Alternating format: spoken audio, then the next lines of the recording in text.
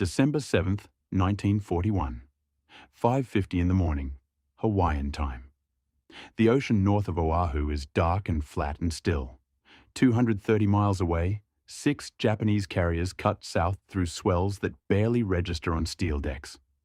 Below their flight decks, 353 aircrew are eating breakfast, adjusting their flight suits, checking their instruments one last time. They have trained for this mission for 8 months. They know the harbor by heart, the anchorage, the berths, the ships, which magazines will detonate when struck just right. Commander Mitsuo Fuchida, lead strike commander, veteran of China, the most experienced naval aviator in the Japanese fleet, climbs into his Nakajima B-5N and waits for the signal. He does not know something is already up there. No engine note, no exhaust trail, no radar return. Something invisible has been orbiting at 40,000 feet for the past 12 minutes, moving at 1,000 miles per hour, watching everything, cataloging every aircraft on every carrier deck, using sensors that will not be invented for another 80 years. This is what happens when the most advanced air superiority fighter ever built, freshly upgraded, appears over Pearl Harbor on the morning it was never supposed to survive. First, let us be precise about what just showed up in 1941 airspace. The F-22 Raptor, even in its original form, was a machine that redefined what air combat could look like. 185 were ever built, not one more. Each one is irreplaceable in ways that go beyond cost. The manufacturing lines are closed, the tooling dismantled. Losing a single F-22 in 2026 means it does not come back. The pilot knows this before they leave the ground. What the world is getting in this scenario is not the original Raptor. This is the upgraded variant, Raptor 2.0, the version rolling out to frontline squadrons right now in 2025 and 2026. Top speed, Mach 2.25, roughly 1,500 miles per hour.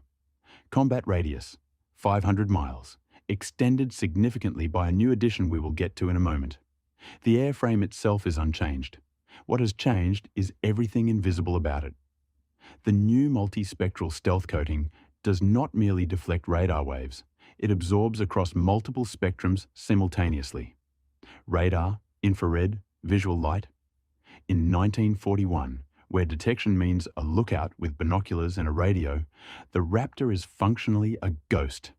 A Japanese Zero pilot could fly within 50 yards and see nothing but ocean haze. Now, the weapons.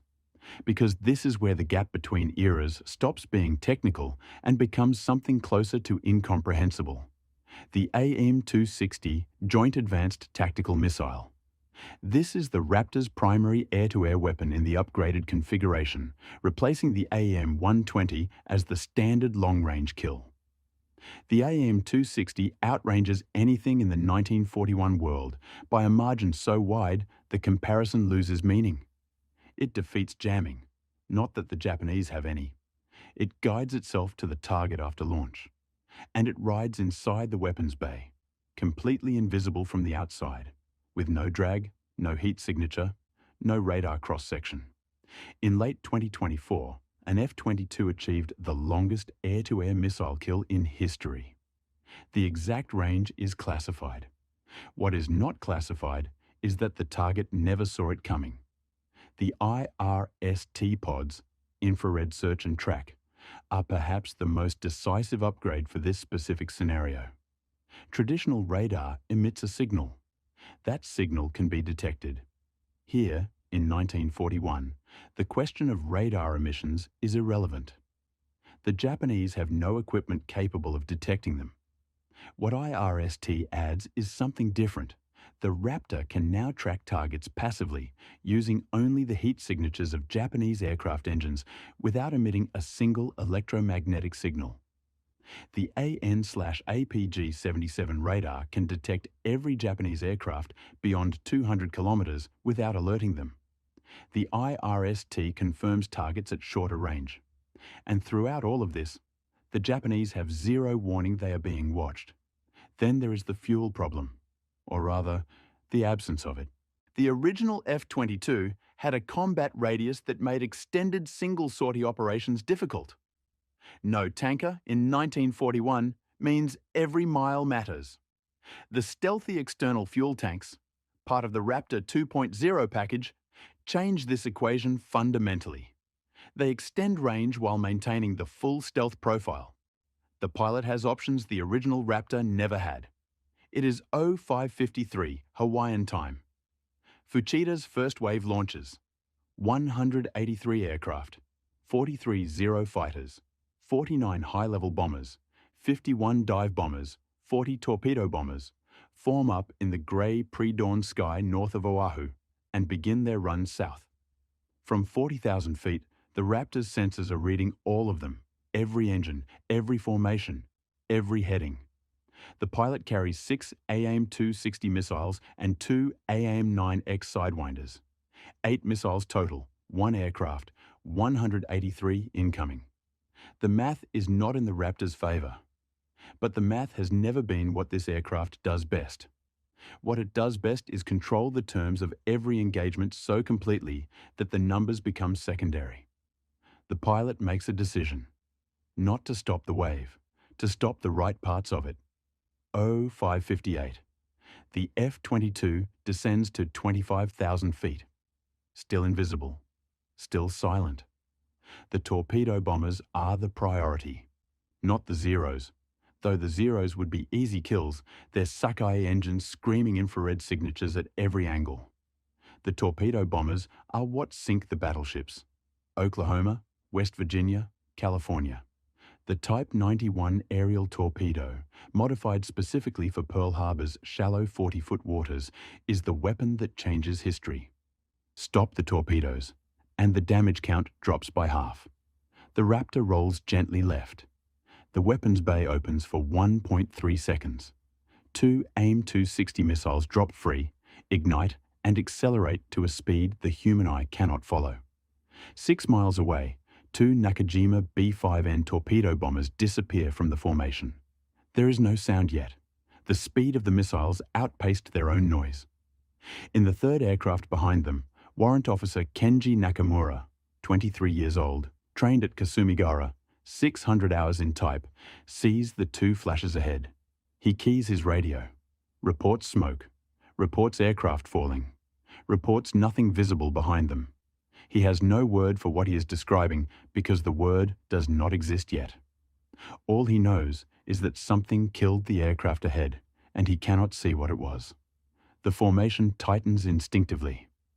The trained response to ground fire. But there is no ground fire. There is only the flat blue Pacific below and the empty grey sky above. Nakamura grips the stick tighter and flies on toward Oahu. He does not know the Raptor has already turned to acquire the next target.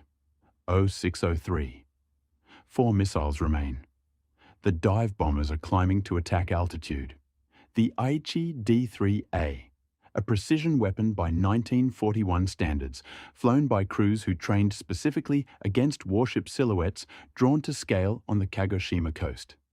The armor-piercing bomb that will detonate Arizona's forward magazine is on one of these aircraft.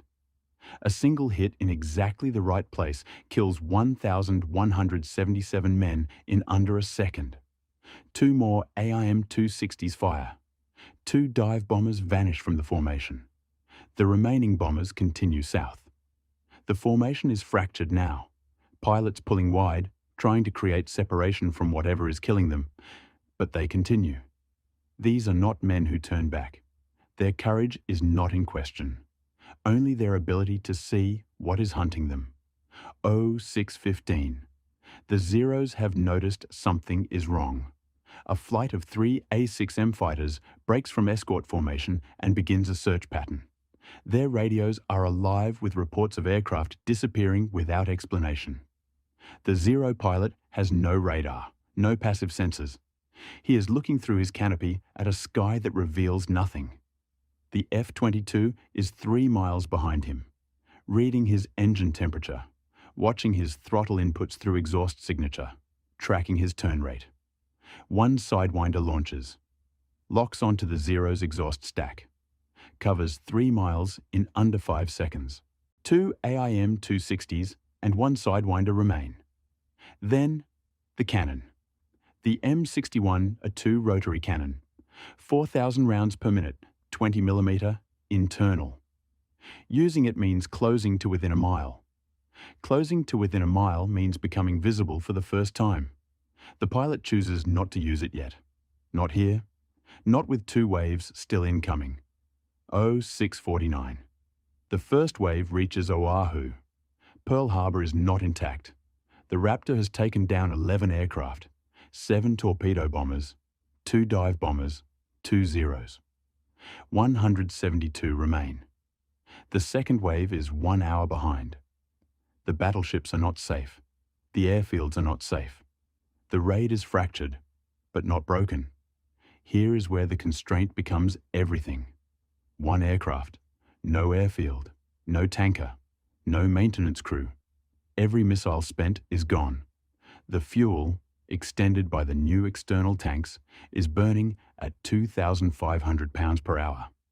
The Raptor has been airborne for nearly 90 minutes.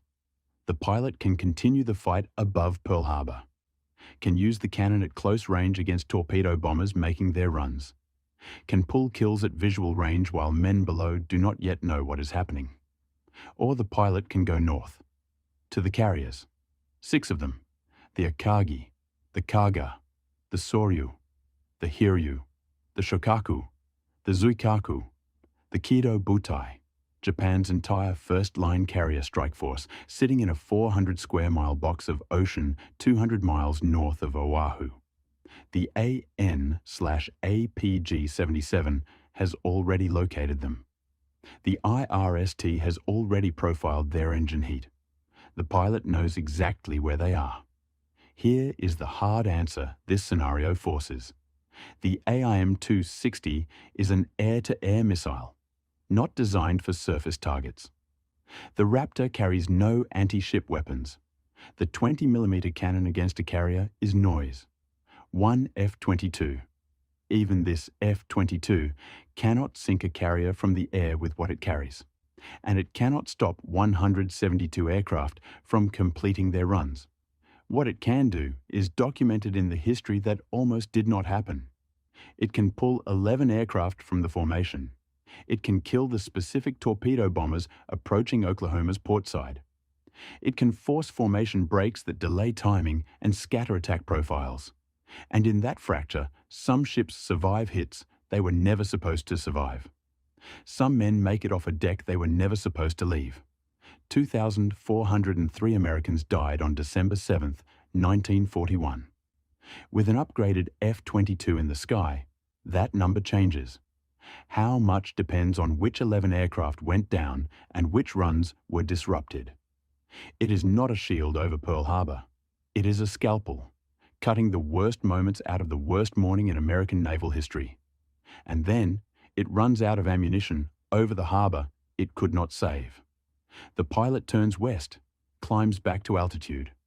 The fuel will last another 90 minutes. 90 minutes of watching what could not be stopped. Some aircraft were never built to win a single day alone. But some aircraft make you ask a different question. Not whether they would have won, but how many people would have made it home. Remember, this is just a what-if thought, so nothing in this video is serious. See you in the next one.